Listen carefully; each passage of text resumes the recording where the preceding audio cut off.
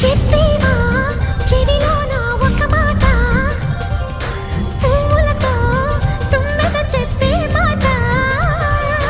నీ చిరునవ్వు సాక్షిగా తాజ్ మహల్ నాదట, నీ పెదవంచు సాక్షిగా షాజహాను నేనట. నీ తీయని ప్రేమకి నా పెదవే నజరానా, నీ పైటకి నేనిక బానిసలే నెరజానా.